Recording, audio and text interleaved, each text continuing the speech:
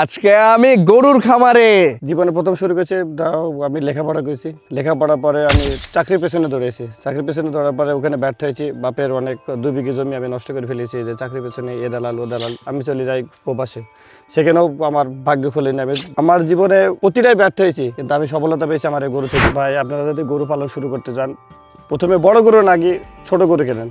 আপনি গাভী পালনে সব ছাড়া লাভজনক। আজকে আমি এমন এক উদ্যোক্তা ভাইয়ের কাছে এসেছি যিনি পড়াশোনা শেষ করে চাকরির পিছনে দৌড়ান, কিন্তু তিনি কোনো চাকরি না পেয়ে চলে যান প্রবাসে, এবং প্রবাসেও তার ভাগ্য সাথ দেয় না, সেখানেও তিনি সফল হতে পারেননি। তারপরে তিনি চলে আসেন আমাদের এই বাংলার মাটিতে এবং এখানে এসে শুরু করেন গরু পালন। আর এই গরু পালন করেই তিনি পেলেন সফলতা। আপনারা যে সকল প্রবাসী ভাইরা দেশে ফিরে একটি গরুর খামার দেওয়ার পরিকল্পনা করছেন, অবশ্যই একটি কথা মাথায় রাখবেন, আপনারা গরুর খামার দেওয়ার আগে অবশ্যই কোনো স্থানীয় গরুর খামার ভিজিট করবেন এবং সেই খামারির কাছ থেকে সমস্ত প্রকার পরিকল্পনা নিয়ে আপনারা গরুর খামার শুরু করবেন। আসসালামু আলাইকুম। এখন আপনাদের সাথে পরিচয় করে দেবো এই উদ্যোক্তা ভাইয়ের। ভাই, আপনার নাম? আমার নাম মোহাম্মদ হিরণ আলী। হিরণ ভাই, আপনি প্রথম শুরু করেছিলেন কিভাবে? আমি জীবনে প্রথম শুরু করেছি আমি লেখাপড়া করেছি। লেখাপড়ার পরে আমি চাকরির পেছনে দৌড়েছি। চাকরির পেছনে দৌড়ার পরে ওখানে ব্যর্থ হয়েছি। বাপের অনেক 2 বিঘে জমি আমি নষ্ট করে ফেলেছি যে চাকরির পেছনে এ দালাল ও দালাল। আমি সেনাবাহিনী, পুলিশ, বিডিআরে চাকরি ঢোকার জন্য অনেক চেষ্টা করেছি। সেখানে আমি ব্যর্থ হওয়ার পরে আমি চলে যাই প্রবাসে, সেখানেও আমার ভাগ্য ফলেনি। আমি প্রবাস থেকে ফিরে এসে আমি শুরু করি আমার গরুর খামার।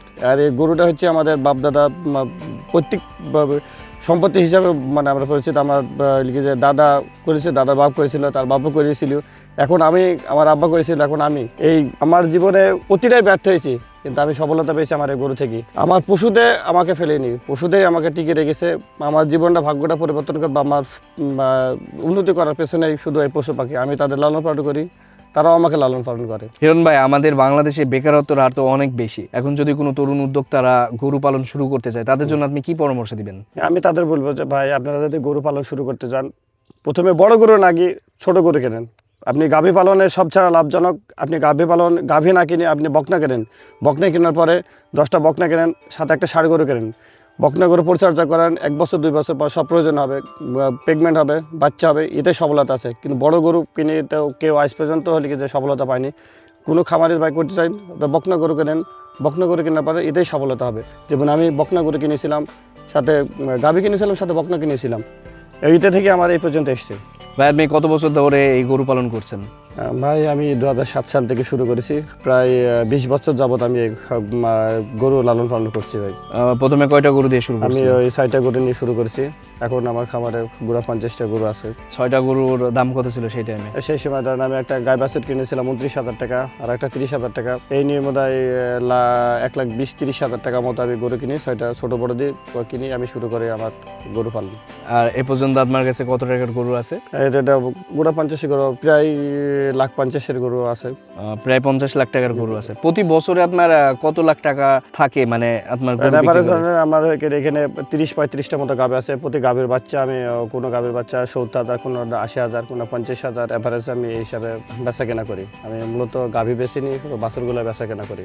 প্রতি বছরে কয়টা বাছুর বিক্রি হয় আপনার? প্রতি বছরে 30টা, কোনো বছরে হচ্ছে 25টা। কোনো বকনা ভালো বাছুর হলে সেটা রেখে দিই পালে, যেটা আবার পরবর্তীতে গাভী করার জন্য। আর এই দীর্ঘদিন গরু পোষাতে আপনি সব থেকে চ্যালেঞ্জিং পেয়েছি ভাই, এটা যে এখন যে রোগ বালা এসছে ভাই, যে একটা হলে কি যে গুটি পক্স, যার আমরা বলি যে ল্যাম্পেস্ট ভাইরাস, এইটা হচ্ছে সব ছাড়া দুশ্চিন্তার কারণ হচ্ছে। এইটা হলে পরে আমি কোনো বাছুর টিকাইতে পারছি না।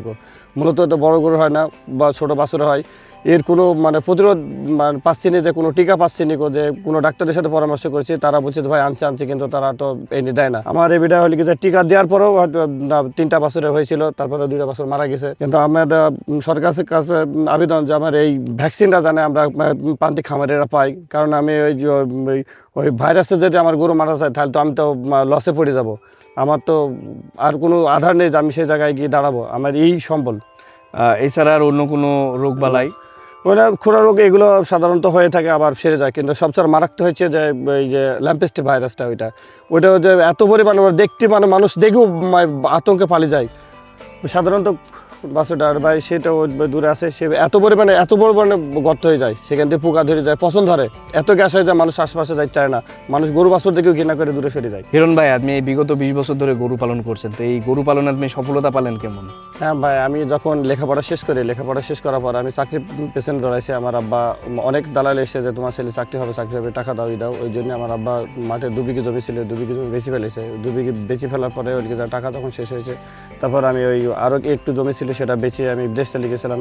বিদেশে আমি সফলতা পাইনি, সেখান থেকে এসেছি, ঘুরে আসার পরে গরু পালন করি। এই 20 বছর যাবত আমি গরু পালন করি ভাই। বাপের হলে যে 2 বিঘে বেচছিলাম, আমার আব্বাকে 3 বিঘে জমি কিনে দিয়েছি। আমি আরও নতুন বাড়ি করার জন্য ভাই 10 কাঠা জমি কিনেছি। 10 কাঠা, এখানে আমার 25 লাখ টাকা খরচ হয়েছে। 10 কাঠা জমি বাড়ি করবো বলে কিনেছি, ওখানে বাড়ি করবো এবং গরু আরও সাইডে জমি আছে, সেটা কিনে আমি হলে যে গরু বড় করে ফার্ম করবো বলে সেই পরিকল্পনায় আছি। সবকিছুই কি এই গরুর টাকা দিয়ে না? সব কিছু গরুর টাকা দিই, সম্পূর্ণ গরুর টাকা দিই।